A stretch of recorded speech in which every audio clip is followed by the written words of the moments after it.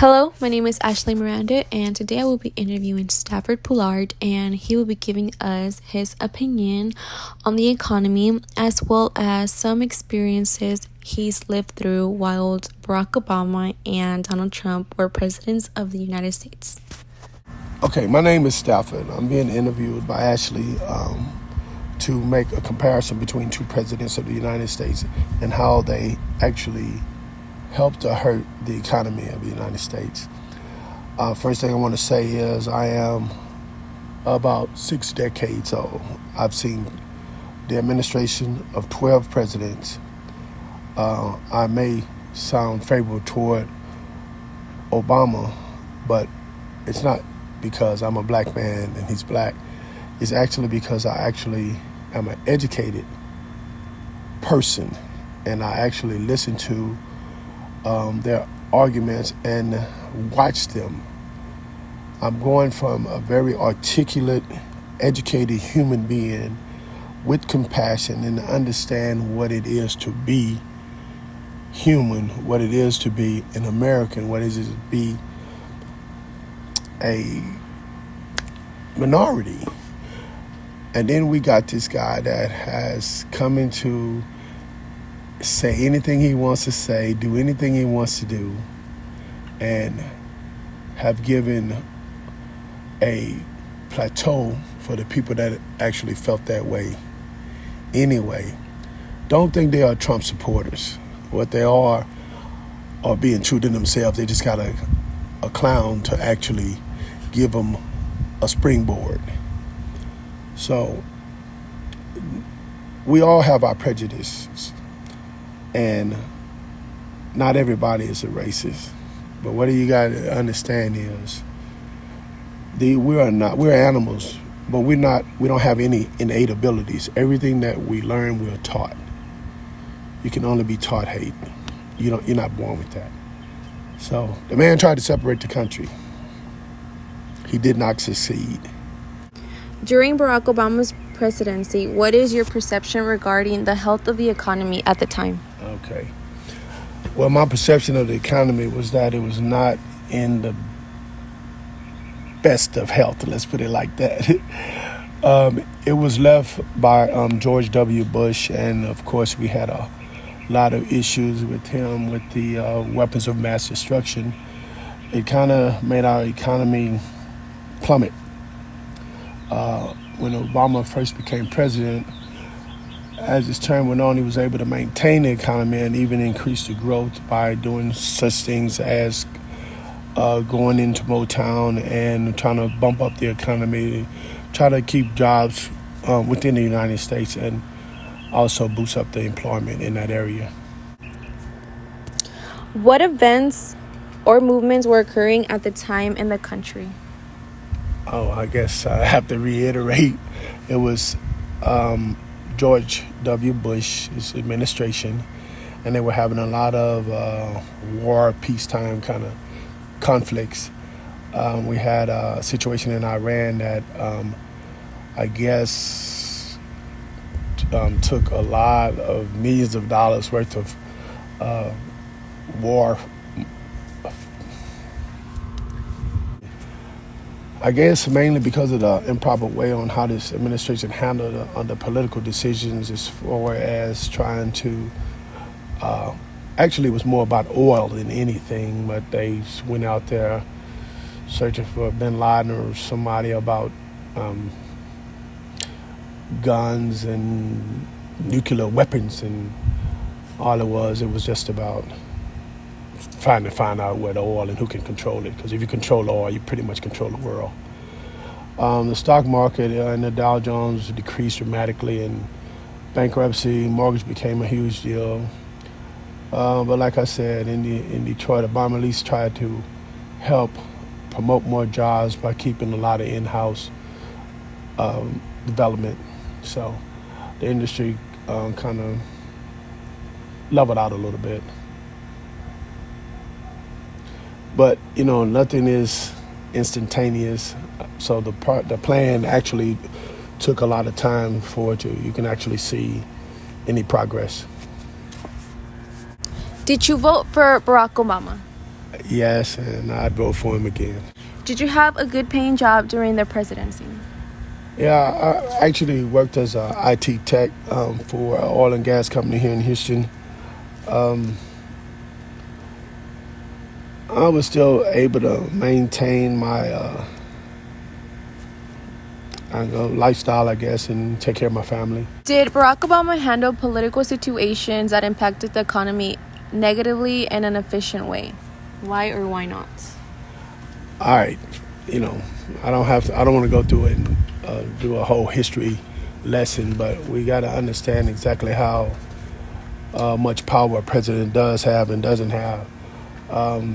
He needs Congress. We do have a checks and balances system that supposedly keeps the president in check on just how much he can do. But it does help when you have the backing of your Congress whenever you want to implement any type of new laws. Of course, Obama had a Republican administration and he's a Democrat, so it was a fight all the time. But I think he handled it well, being smart, articulate, and probably surrounded himself with people that actually could at least sway some of those votes. But I think he helped out in the employment, helping us to recover from the recession. What was a specific economic policy that you believe was either good or bad for the economy that Obama passed in Congress? Well, it's up for debate. You got people on both sides of the fence, but I think Obamacare was probably a very important law that he passed. I mean, if you think about it, healthcare for everyone.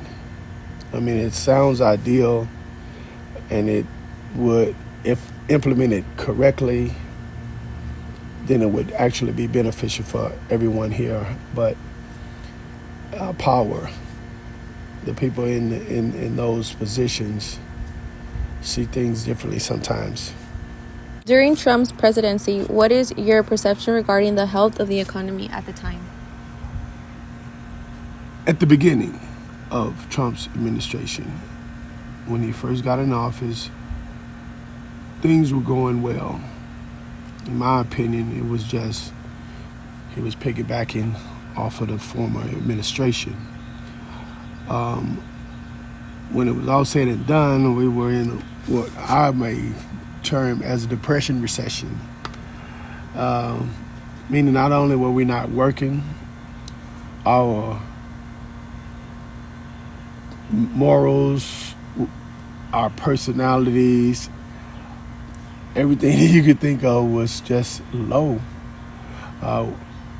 Wasn't even comfortable within ourselves. The pandemic and how it was handled, the transfer of power, the general view of other countries and how they perceive the United States, and that we had lost our respect from the world abroad. What events were occurring at the time in the country when Trump was president? Well, the biggest was the pandemic. COVID-19 hit the world. This administration kind of just glazed over it like it was nothing, like it was insignificant. Then we started losing more lives, not able to actually keep the economy going by keeping restaurants and schools, and everything was just closing down. We also had, some natural disasters that I think were handled erroneously also. But just how everything was handled, people's lost homes and mortgages and not able to pay rent, water, electricity, and just the necessity of just trying to eat. We also had to go through that impeachment process. It was just, in lack of better words, a cluster. Did you vote for Trump? No, I did not vote for Trump. It's probably very obvious from the whole conversation we've been having, but I sat through the whole election, and I just was surprised that he actually won. Did you have a good paying job when Trump was president? You know, I've heard many people say this. They don't vote. They don't get involved in the politics. And they said because whatever president was in office, it never affects my life personally. But that's where a lot of people make mistakes. If it affects people around you, it should affect you.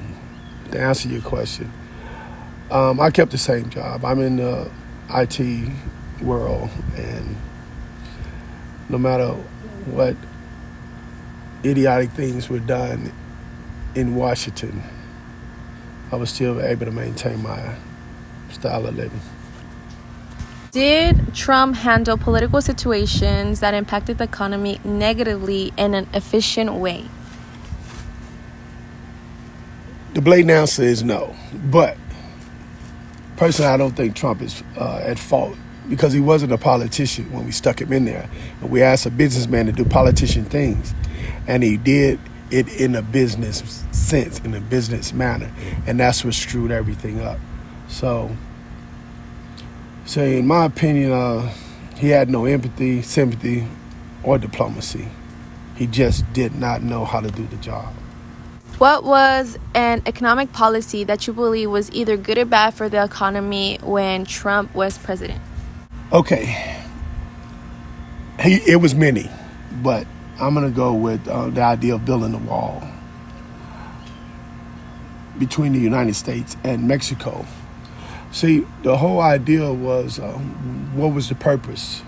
Was it actually to keep immigrants from coming in? Or was it actually keeping non-whites from coming in? The United States is made of immigrants. I mean, there was the whole idea of this country ever being founded. Well, of course, the Indians were here first, but if that is true, then if we are a country of immigrants, what gives them the right? But it wasn't about the physical wall being built. Is what did it mean figuratively? I'm thinking it's more or less trying to make a statement about straight racism. And if that is the case, when you say go back to where you came from, the whole United States will be empty.